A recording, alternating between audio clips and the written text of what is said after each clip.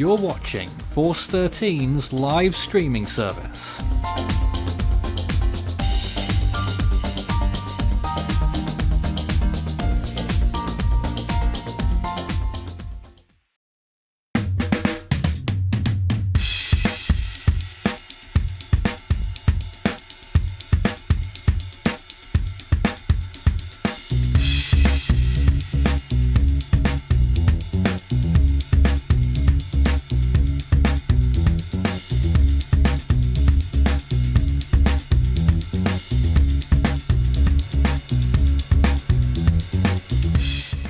The hurricane season continues. Iota now on a strengthening trend in the Caribbean Sea and could be another big threat to the coast of Nicaragua and Honduras.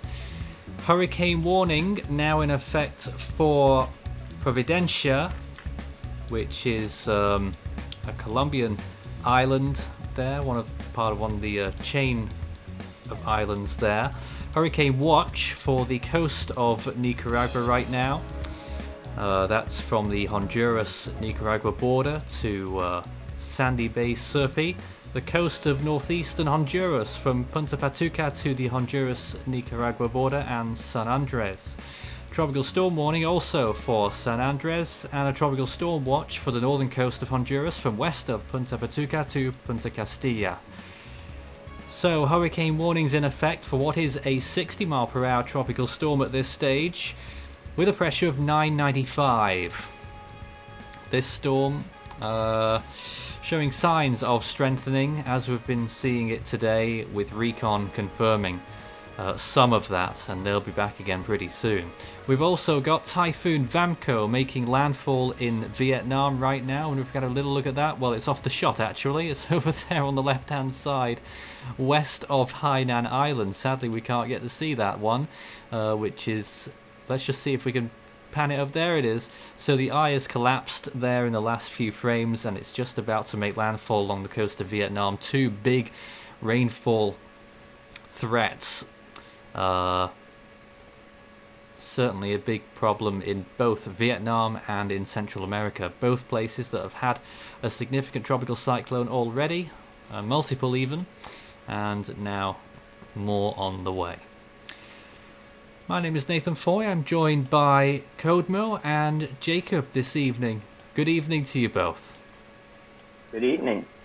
Now, I think a lot of people are taking the night off tonight because they're completely blown away by the hurricane season, and it's taking a toll on a lot of people, but we're always here.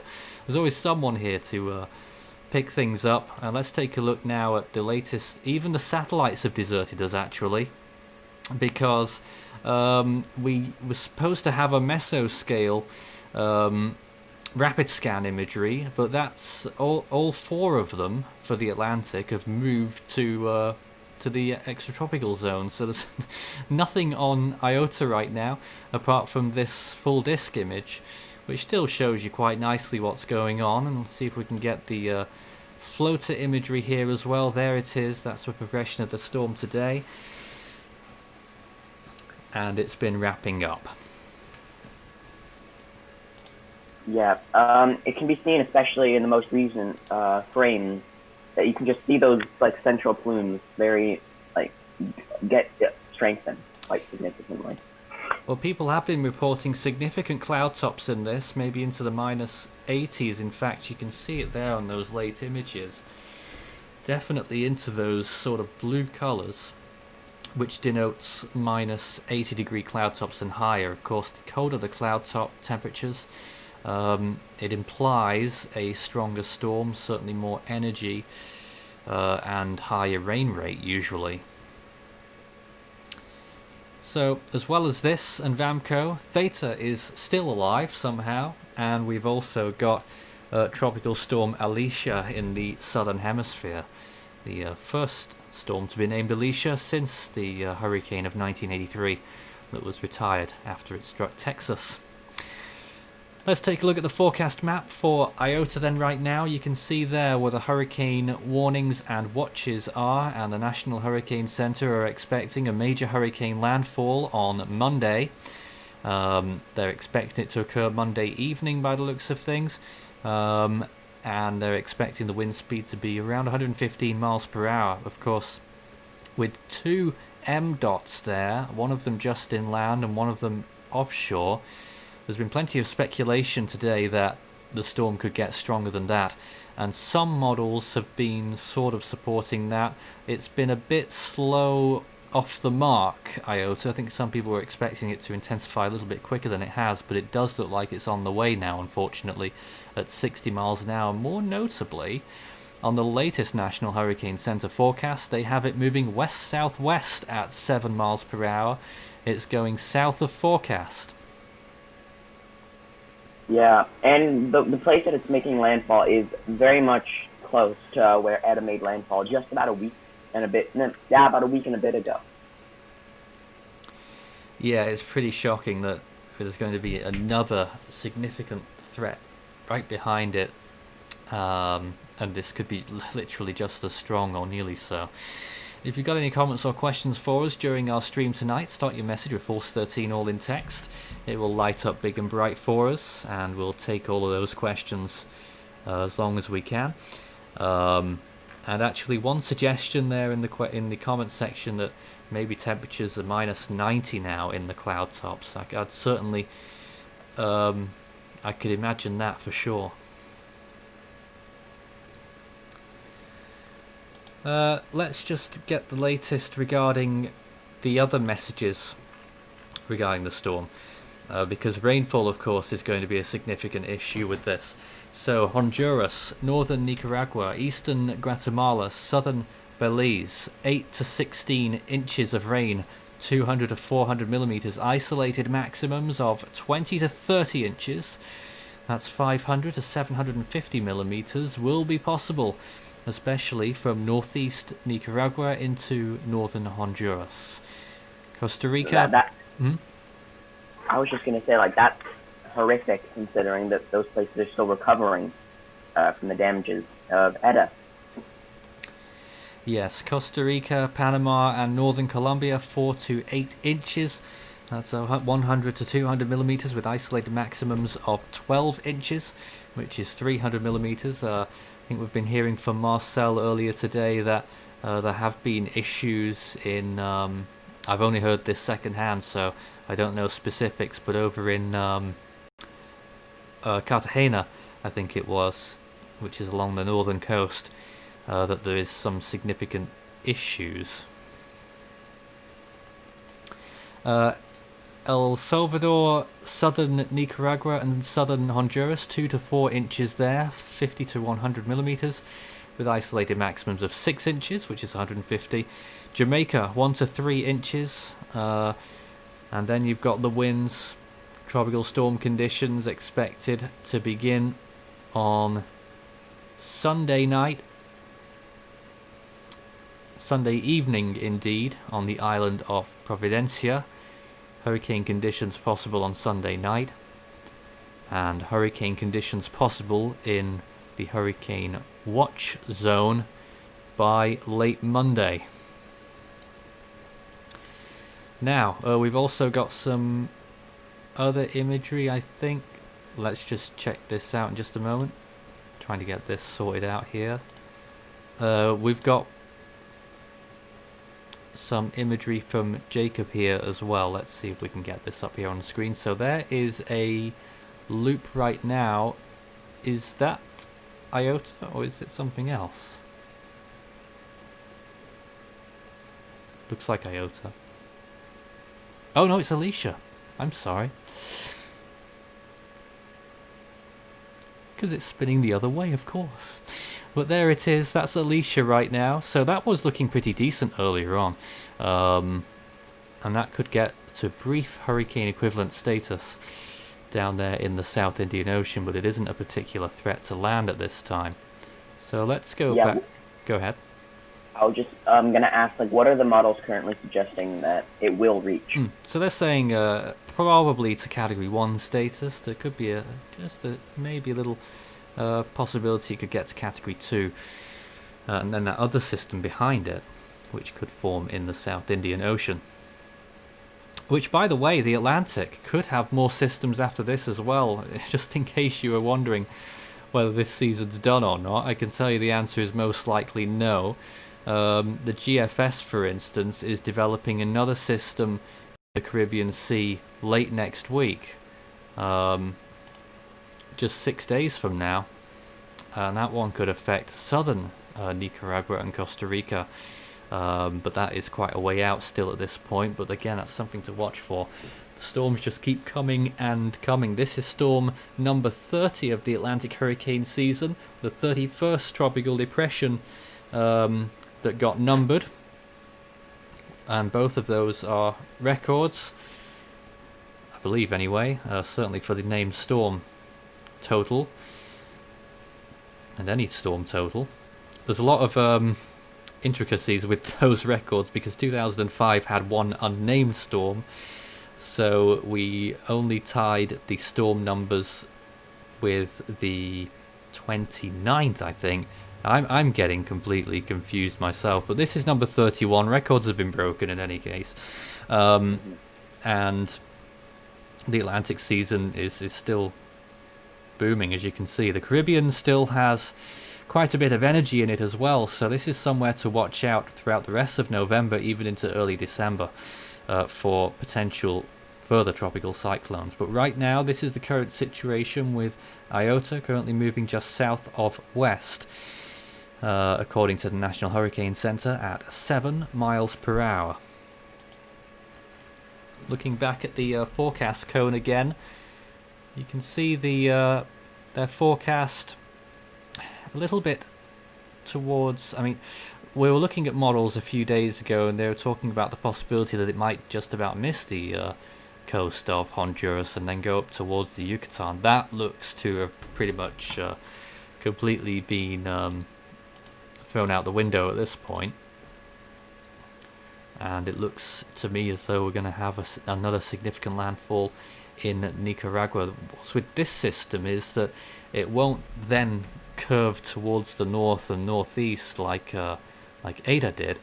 This one is actually more likely to go through El Salvador and even possibly into the Pacific, where they have just a little stub on the left-hand map there, where the tropical storm force wind probability is slightly higher on the Pacific coast there of El Salvador, Honduras, and Nicaragua. I'm curious, are models suggesting a redevelopment in the Eastern Pacific? We'll all be pleased to know that the answer is no to that one. Nothing on the forecast for that at all. Even a system that makes landfall in Costa Rica southern Nicaragua like Otto did in 2016. Even it didn't make it very far into the Eastern Pacific with much more help, much less landmass to travel through. It's a very, very rare thing to see a system live on as another system, and especially this late in the year, the Eastern Pacific is virtually shut. So you'd more likely to see that kind of thing happen in September or October. Let's see if we can take some questions. When will waves stop coming off of Africa? That's a good question. Let's take a look at the Atlantic picture right now. You can still see some general disturbed weather through the Atlantic there. Some waves that are even trying maybe a little bit, but not looking very good, obviously. And then you've got this non-tropical feature that's to the northeast of the Lesser Antilles. I do wonder whether that is what the GFS is sort of picking on ever so slightly. A few runs in the past, I'm not saying it now, at least I don't think they are, but one or two odd runs from earlier were depicting that something could develop off that. And that would be next week. But something that moves towards the Bahamas even. That could become a shallow tropical cyclone, but don't quote me on that one. We've not marked it as any % chance at this point, but that could be something to watch. Now on the top right hand side of the screen, you can see that convection is just about to give up completely on Theta. The rotation of the storm is now over or at least partially over the island of Madeira. Convection displaced to the southeast, still holding on to 40 miles per hour, so it is still a tropical storm even up there. It's on borrowed time, it doesn't have much time left at all. And for those wondering about the Eastern Pacific, there is that disturbance that's still there. The National Hurricane Center has that still marked, and I think they've still got it at high chance at 70%, which I think is a bit bullish. On 2 occasions this season before, the National Hurricane Center has had a high chance for an Eastern Pacific system that never materialized, and I just wonder whether this might be another. So that's pretty crazy, but we'll see how that goes. And you see another low pressure system there south of the Hawaiian Islands as well. Scylla has sent in a message saying that they love the coverage. Thank you very much for your continued support, and there's a lot more to come throughout the rest of this hurricane season, and we're really confident that we can deliver even better coverage into next season. It's so difficult sometimes to get things moving progressively when we've got so much activity to contend with, but trust me, we're making some good progress in terms of our abilities. And here's the Western... Yes. We're definitely putting in effort for the coverage and getting it to you guys out as much as we can. Yep, and here is the Western Pacific, again looking at Vamco, which is literally just off the coast of Vietnam right now. And I don't have everything at my fingertips tonight, but whilst you look at that imagery, I'm just going to try and get on my behind-the-scenes screen here just a little distance from land indicator on that storm, because it looks pretty darn close on that wide shot. Let's see if we can get a closer shot whilst we take a look. There's the South Pacific, South Indian, by the way, and there's the. So we don't have rapid scan in the Atlantic right now, but we do for the Western Pacific, and that's the geocolor rapid scan for Vamco. Now you can see on that imagery that it is still offshore, still by a little bit actually. So it's not going to. We're not going to declare a landfall in the next hour, I don't think. Yeah, it looks like a landfall will probably occur within, I'd say probably like 3 hours. What are the models suggesting with that? Well, models aren't so useful at this point when it's so close to land, really. They sort of speculate that it'll be within 2 hours, but that was from much earlier in the day. Latest estimates on satellite have the storm around 35 miles offshore.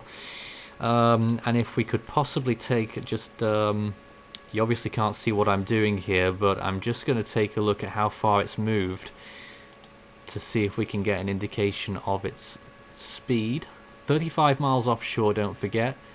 So if it moved in a beeline for shore, for the coast, for landfall, it has moved in, now here where the math comes in, 8.5 hours. It's moved 87 miles, so that's literally 10 miles an hour. So if it did make a beeline for the coast, then it would make landfall in 3.5 hours at this rate.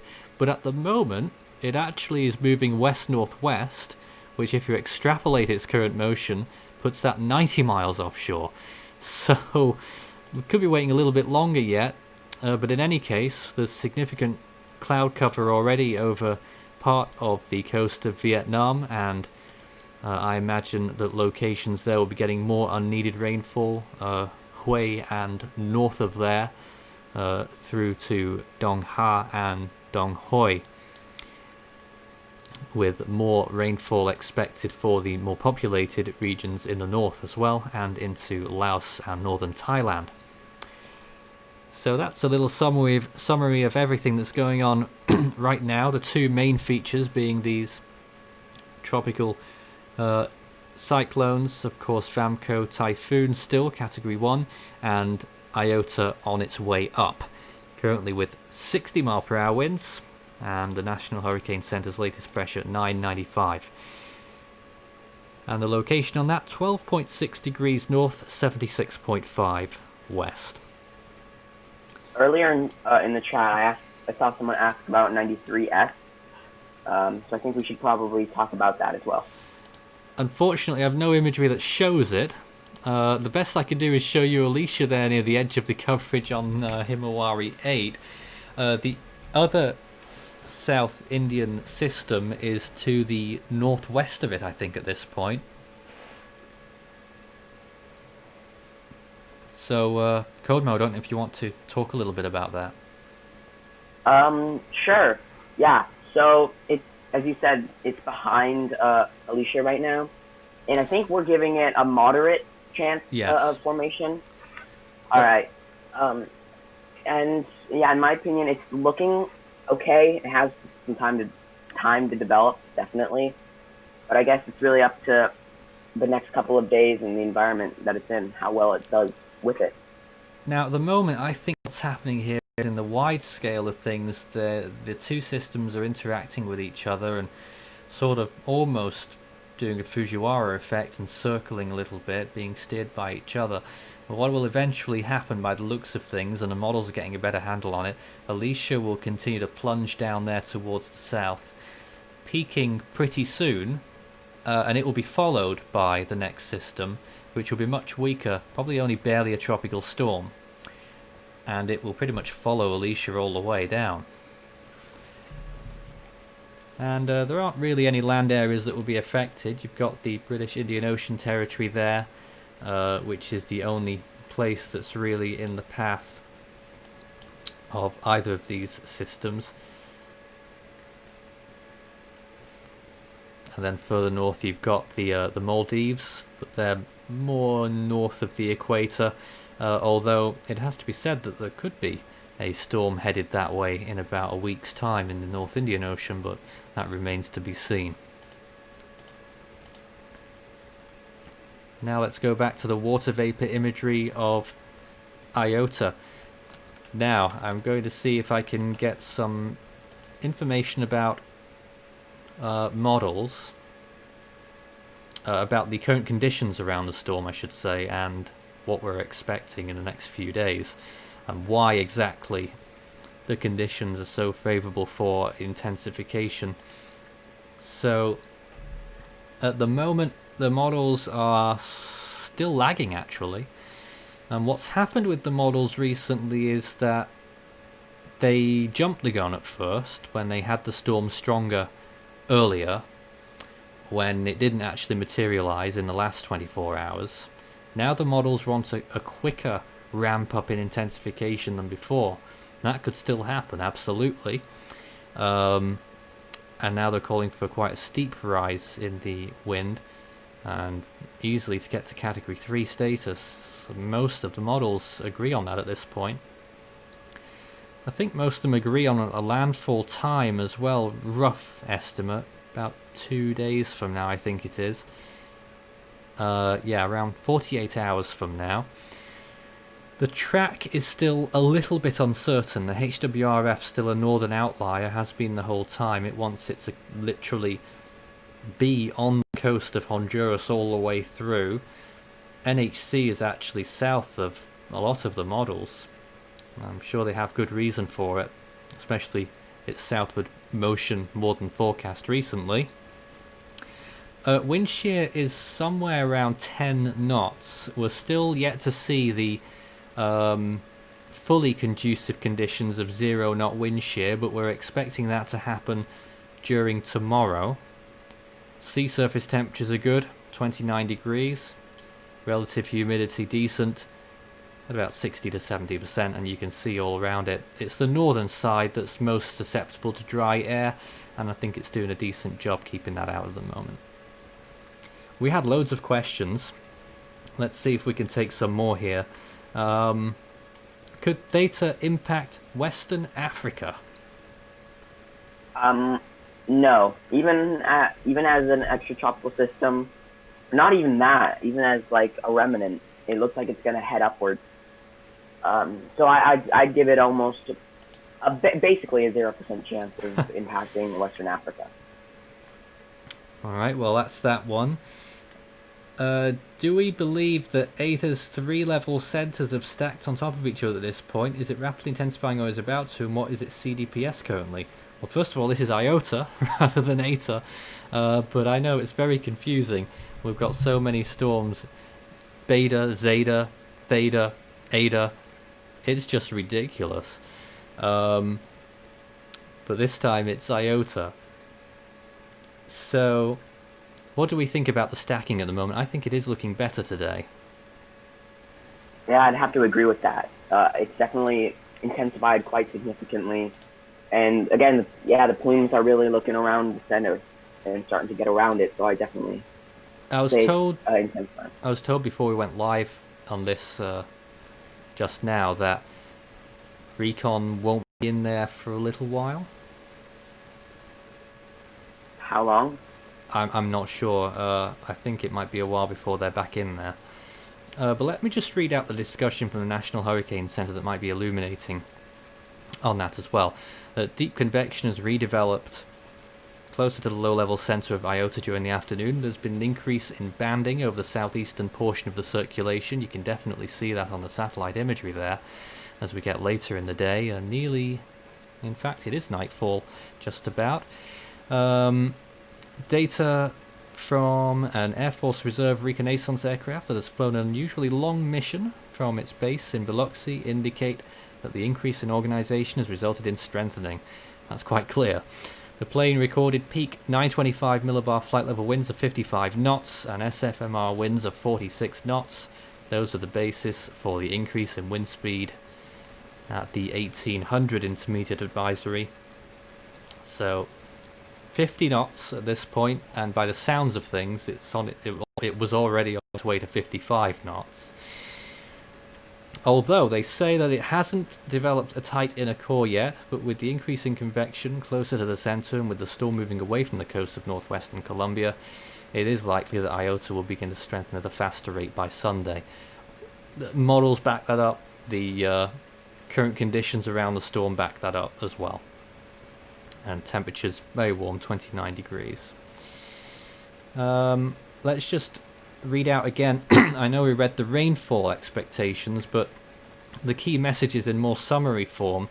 Iota is expected to intensify and be at or near major hurricane strength when it approaches the coast of Central America.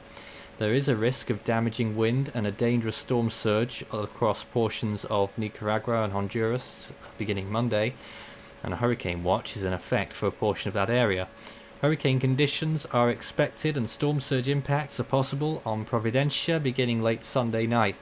Tropical storm conditions expected and hurricane conditions possible by Sunday evening on San Andres. Through Thursday, and this is the big one, heavy rainfall from Iota will likely lead to life-threatening flash flooding and river flooding across portions of northern Colombia and Central America. Flooding and mudslides in Honduras and Nicaragua could be exacerbated by Hurricane Eta's recent effects there, resulting in significant impacts. That is pretty much where we're at right now. We've been saying on multiple live streams in the last few days that this area is definitely not prepared for a second barrage of seriously high rainfall totals. They're talking isolated amounts up to 30 inches. Some models are saying that that's a minimum for isolated areas. And to refresh my memory, like how much rainfall did Eta drop in those areas? Oh, I'm not sure myself on that one, but I imagine it would have been at least 24. It was a very destructive storm in its flooding. I can only imagine it was at least that much, maybe more than 30 inches. I know they were talking about 30 inches for the Cayman Islands. Let's take some more questions. Did the storm take longer to start rapidly intensifying than thought? A little bit, and I'm not fully convinced it's rapidly intensifying even at this stage. It's getting close. It's definitely looking like it's getting ready to, but mm-hmm. it's not quite yet. Is there really a 1% chance of Eta becoming a Category 5? If so, wouldn't it be the latest ever forming Category 5 Atlantic hurricane? It would. And yes, we have marked 1%. That's actually down from 2% in last night's stream. So that's a slight relief. That's based on the fact, or the developing fact, that this storm looks like it's going to make landfall sooner. If it didn't make landfall and had more time in the Caribbean, it could have made a run for Category 5 status. It might still do if it really explodes here, but the chances are exceedingly low. Yeah, especially because it's taken slightly longer to intensify than we expected as well. So. Do we think there's another key factor besides the effects of La Nina this season that has been so active? 2007 was also a La Nina and was never like this. Well, the Atlantic benefited from very low wind shear, ridiculously warm sea surface temperatures. Once we got into the full swing of things, August and September, dry air wasn't particularly an issue. This season has had everything. The Pacific has really been suppressed. The Atlantic has really piped up, and all indications are showing that, you know, we've had a season that has been fairly like 2005 in a way. And all I can think of at this point is that it probably means that there's going to be a cold winter for places up north as well. Yeah, I mean, the Caribbean is warmer right now than it has been or equal to in some peak seasons. Well, yes, actually, I should point out one of the other big factors, the ocean heat content was just enormous in the Caribbean Sea this year. It's a matter of time until storms started taking advantage of that. And yes, it's not always whether the conditions are good, it's whether the storms actually form there. It's whether you actually have the systems that can take advantage of the conditions, and boy, have we had some. No kidding. Can we explain how waves off Africa become hurricanes? Also, why do they rotate and how do they rotate? Well, the rotation's easy. That's the Earth's spin, the Coriolis effect. That's also why you don't really see storms spinning near the equator, because that's where the least force is. And that's why storms tend to gravitate towards the poles. The only reason they don't is because of steering currents and high pressure ridges and all that. Otherwise, if they're unimpeded, they'd just go straight up pretty much. Or down if you're south of the equator.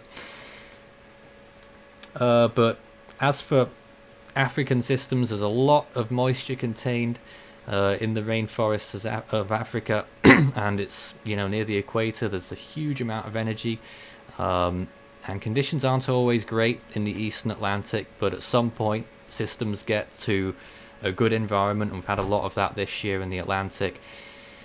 Sometimes it doesn't happen till they get into the Caribbean, even in the middle of the season, but late season the waves really shut down. By this point, even in a season like this, we're not seeing much in the open Atlantic, in the main development region, and rightly so. We shouldn't be seeing much of that, but we could see further Caribbean systems. Do we think Eta will be upgraded to Category 5 status in the post-season analysis? That is probably one of the more contentious issues of the season. I reserve judgment because I've not done a thorough analysis of it yet, but I don't know if you have an opinion on that, Komo. I personally do, actually. I personally don't think it will, because the NHG doesn't have any solid proof of anything, because everything kind of went, I could say, wrong with Recon and ASCAT just not going over there during its peak. And when Recon did slightly earlier from when it was peaking, it was at 150, which is about 10 miles per hour off of like the NHG officially calling it a Category 5. And the NHG upping it 10 miles per hour with no solid substantial proof, I don't think is something they would do unless something like comes out. Will Atlantic That's my opinion. Will Atlantic Ace pass 180 points? Well, it's currently at 168, so I would say yes.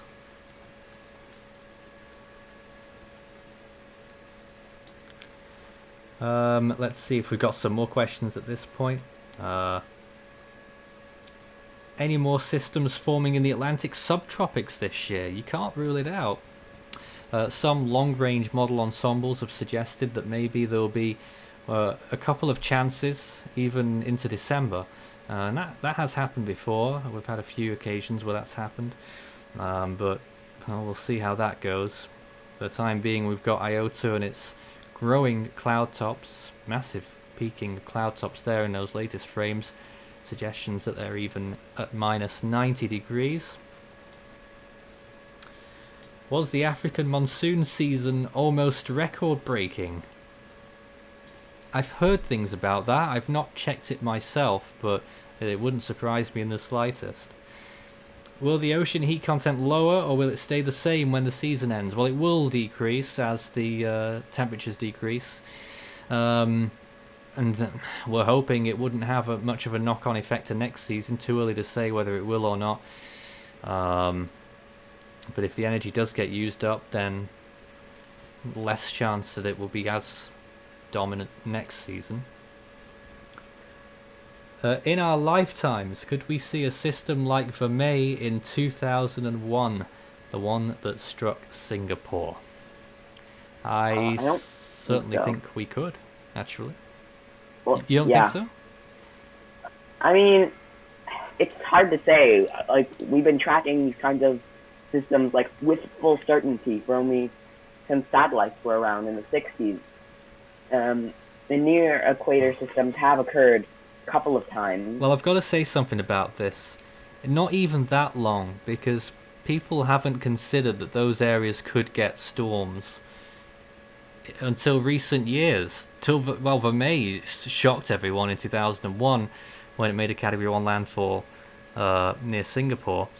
But as I think people know me as a bit of my reputation as being a historian, but I've taken a look back, and there's been other occasions. In 1971, I think it was, there was a undetected tropical cyclone a little bit further north near the coast of Thailand. In 1938, I think it was, there was apparently a tropical storm in Singapore, but we're not sure exactly whether it was a cyclone or not. And in 1891, I think, an extremely severe typhoon ripped through central Malaysia. So these things can happen, whether it's in our lifetime or not. Then who knows? But 2001 isn't that long ago. True. I guess it's really up to fate to see if these kinds of things happen. By the way, you're looking at latest pictures of Vamco, which is still offshore, and I imagine it will still be offshore by the time we go off the air in 20 minutes' time. We're also joined by Kay at this point. Good evening to you, Kay. Good evening, Nathan. Now, I imagine you're watching Iota extremely closely.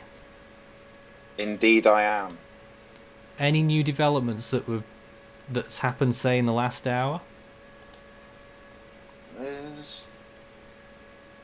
I haven't seen any developments that are significantly different from what's going on before the last hour. It's improving its appearance little by little. It seems to be developing a inner core. As we observed starting when Recon was in there, there were some quite significant pressure falls without an inner core being present, which is slightly alarming. But why do you think that might be? Because it started firing deep convection. We saw it on satellite just after the Recon plane left. These big minus 80s tops appeared, and they'd likely already started when the plane was in there. And that would explain why the pressure is already falling. We have a lot more questions around here at this point. Do you think there will be strong storms in December? Hard to say. What honestly. is the strongest December hurricane? Category 2? Category, I think 90 it's miles category an hour. 1. Category 1. 90 It was miles an hour. Nicole, right? Yeah. Nicole? No, that was a November system, wasn't it? Let me check. Well, there are only 2 hurricanes on record in December that have gotten to 90 miles an hour, I believe, and the rest were weaker. So if we saw even a Category 2, it would be record-breaking. Well, there you go. But this season, for the first time in a long time, I'm confident in saying we can't rule out anything until the end of the year has come. Well, thanks for that. And sometimes the year can carry over into the next year because sea surface temperatures only reach their minimum in around February. You are correct in that. And that is naturally the point where you would call that you put the break point between seasons, really, wouldn't it? Well, technically, if something forms on January the 1st, it's associated with the new season, even if... It's 2021 then, yeah. Although I would personally associate any activity in January with 2020, unless we have an inactive December. Yeah. Do we believe... Questions now about the 2021 season already. That next year's hurricane season will be more or less active than this season? Almost certainly less active than the record-breaking season. I said less active, didn't I? No, I was just talking to the commenter there. Oh. Even putting it in the suggestions that it could be more active is... I mean, given we've had a record-breaking season, it's extremely unlikely that we break it again the next year. Yeah. I mean, 31 depressions in a season is astronomically just insane to think about. And we're not even finished. Exactly. So, yeah, I very, very highly doubt the season will get close to this season. Might be an active season, but definitely not close, I don't think, at least. But with such a dangerous storm developing in the Caribbean Sea, there's no reason to be talking about anything other than Iota and Vamco at this time. Agreed. Now, Kay, we were just chatting earlier about how much rain Eta dumped over the area. Do we have an actual number? I don't believe we have any number. Oh. It seems we've had a similar thing to Mitch, where a lot of the equipment's been destroyed. Oh, wow. But equally, we haven't had time to check all the stations. They're coming thick and fast. Yeah. It's too soon. I think everyone can agree that Iota's happening too soon after Eta. Way too soon. Week and a half, roughly? Well, since it formed, 2 weeks. How small was Eta's eye at peak? Around 5 nautical miles. Pretty small. Can a hurricane cross the equator in the right circumstances? No. No.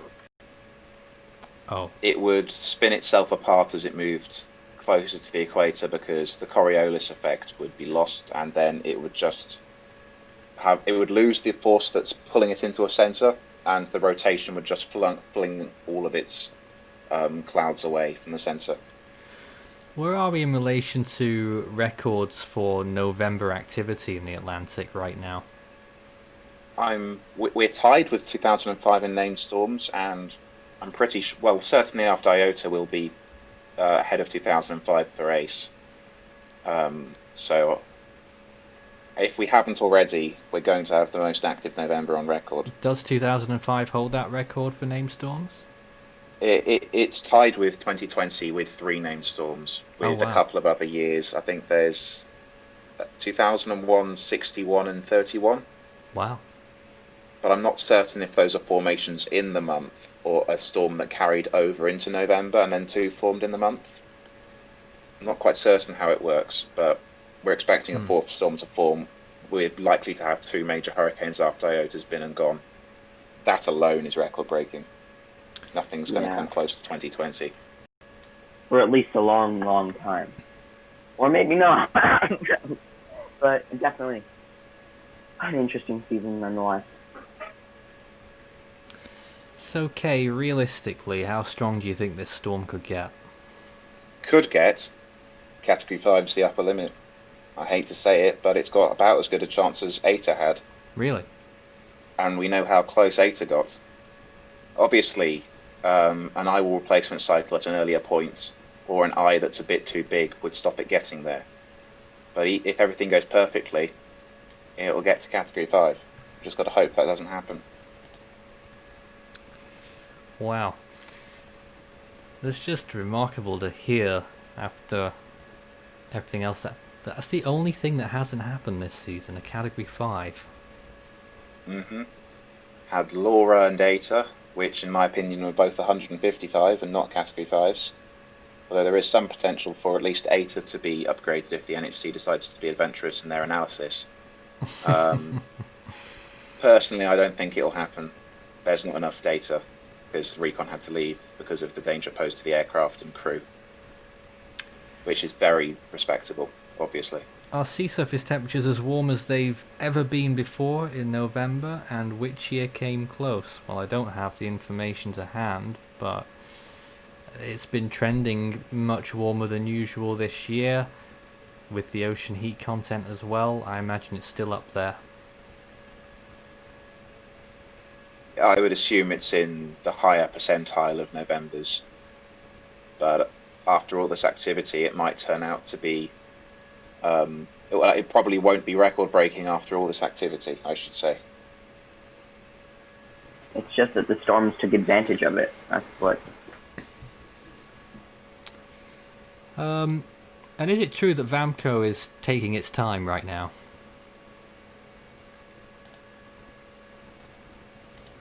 What do you mean in terms of taking its time? From what I've heard, landfall should be happening very soon, but it is still 38 miles offshore. I haven't been following it quite as closely as Iota. I know that it has been weakening as we expected. Perhaps slightly slower. Yeah, I than don't we think it's quick enough anticipated. here. You know, it's still at least Category 1 there, high end right now.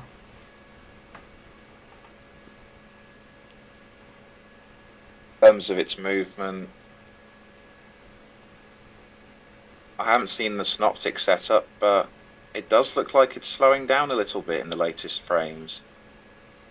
Although, with it being sheared, almost all the convection is offshore, even though it's so close to land, which means that the rainfall is going to be reduced compared to what might be possible otherwise. So that's a good thing to see.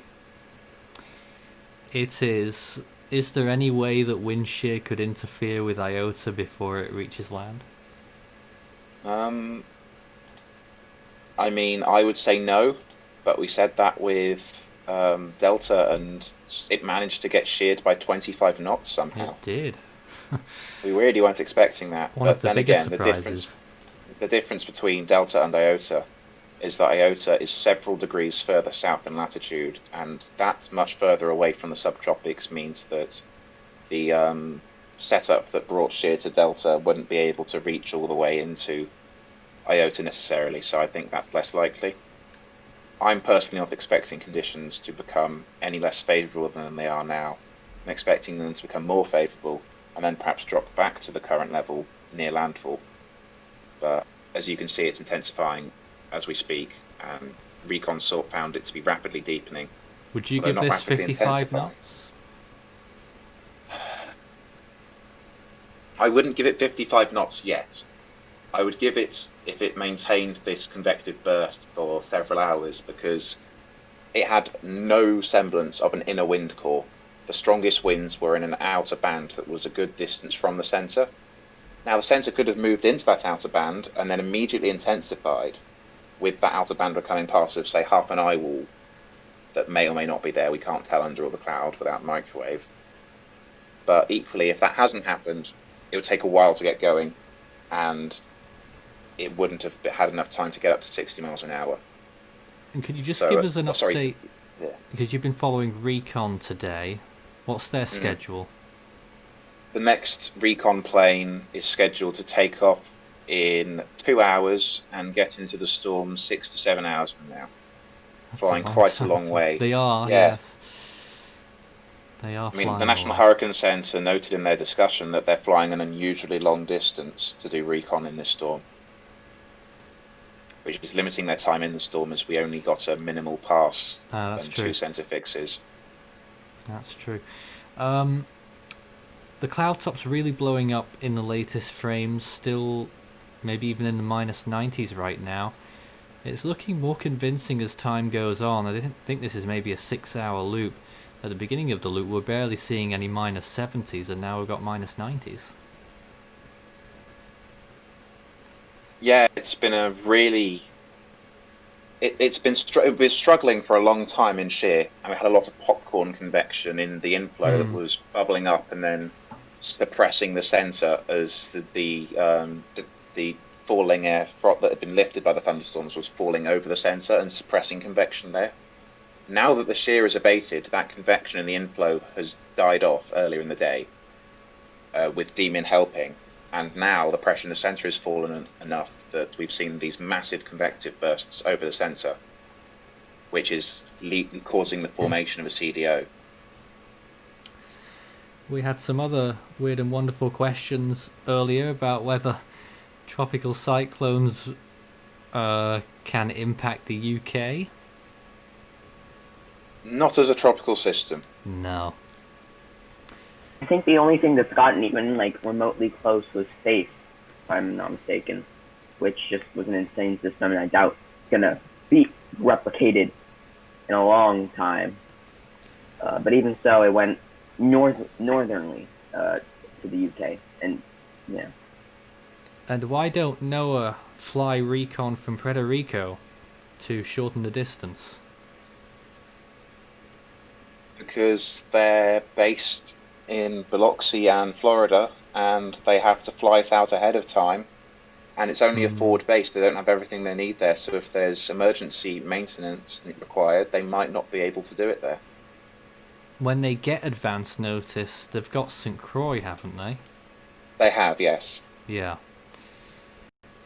But you'd have to fly several planes out to St. Croix, and at this point, St. Croix is only an hour closer. It wouldn't make that much of a difference. I'd have thought it was closer than that.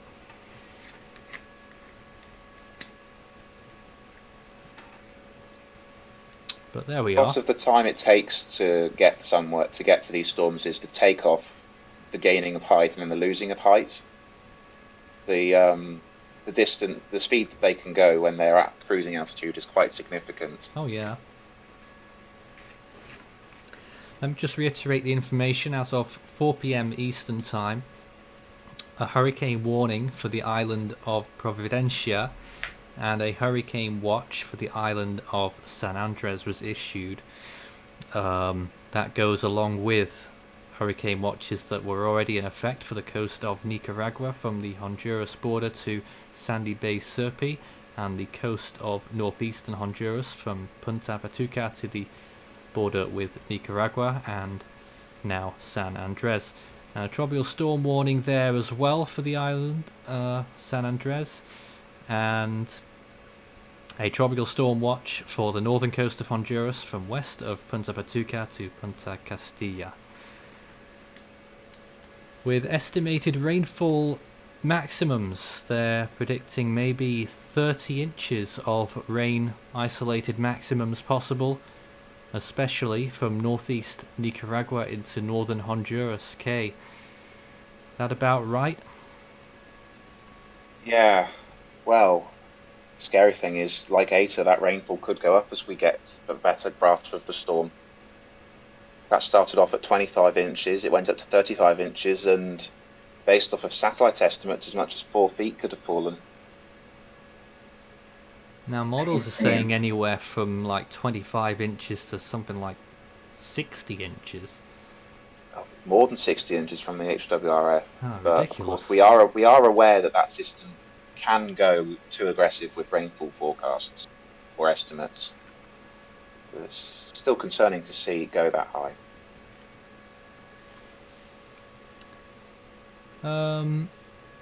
Comment there about the ship's model. Have you seen the ship's model today, and what's it saying about the chances of rapid intensification? They're massively higher than climatological mean. Uh-oh. The NHC themselves were noting that it was 10-11 times higher than normal. specifically for the chances of intensifying 65 knots in 3 days. That was greater than 50%. And if it were to intensify 65 knots, it wouldn't have 3 days, it would have less time than 3 days to do that 65 knots, but it would get it to a high-end Category 3 hurricane. So, That's not good. no, it's not good at all. The worst thing is that if it has begun rapidly intensifying, as suggested by a recon, and it continues without stop until it gets to landfall, which is not necessarily likely given that an eye wall replacement cycle becomes increasingly harder to avoid the stronger the storm gets, especially if it has a small eye. But if it were to rapidly intensify at the minimum rate to gain the classification, which is 30 knots for 24 hours, it would be a medium range Category 4 hurricane at landfall. Yeah. So we've got to hope that it goes as slow as possible, or that it goes up quickly and then comes down quickly with an eye wall replacement cycle. So, Kay, do you think the main development region has shut down now? I think the main development region has shut down. Tropical waves passing through it can still form in the Caribbean, as we've seen with Eta and Iota. We could see something similar to Sebastian, where something forms in the main development region area, but it forms from extratropical origins and doesn't really count. Something like that's still possible. Do you think we could see multiple December storms? Yes. Yes.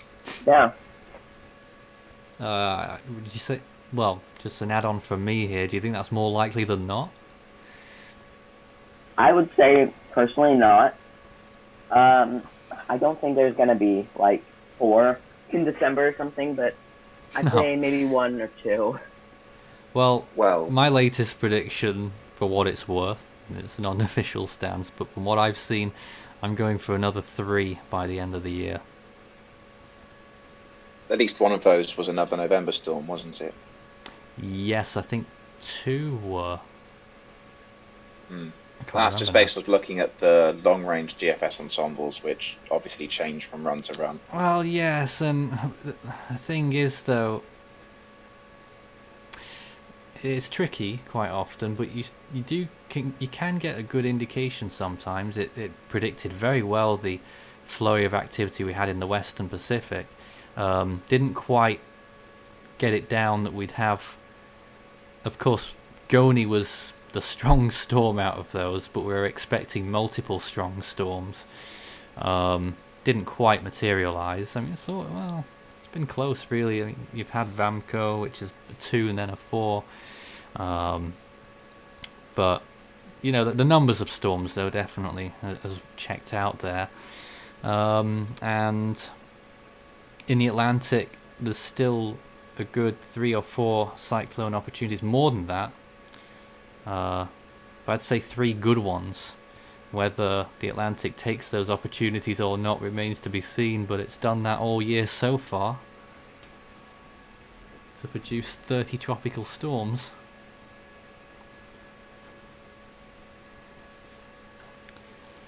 But there we have it.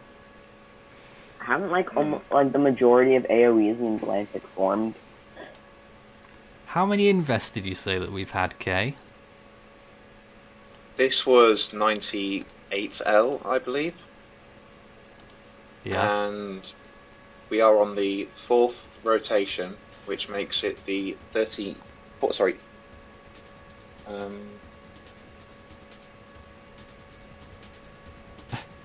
This is. Oh, it's hard. I think this is the 39th invest. Gee. Wow. So only 31 out of 8 haven't 39. formed. I know, very impressive odds. Probably close to record breaking. That's If you were to look outrageous. at all the seasons. That's outrageous. Just finally, at the end, I've just taken a little look. Can the system northeast of the Lesser Antilles become subtropical? It looks subtropical. I did mention that at the very start of this stream, and next week there is a very, very slight chance for that one. Very, very slight. I don't think it's going to happen. It's no longer anyway. September. It's no longer September. Where a random assortment of clouds with no reason to develop can become a Category 2 hurricane in the Gulf of Mexico. That's incredible. Well, Iota is strengthening and it's approaching Central America, and it's going to be another impactful storm by the looks of things. If not in wind, then in rainfall. We've got our work cut out yet again over the next couple of days and beyond. But we'll stay on top of this storm. You can find us on social media, search Force13 on Facebook and Twitter. You can also send us an email, contact@force13.com. You can also join our Discord community and chat with other cyclone trackers in real time, discord.gg/force13. But in the meantime, that's us finished for now. We'll probably be live again tomorrow at some point. Not sure when, but subscribe to the channel for schedule updates and the like, and we'll see you there. Good night.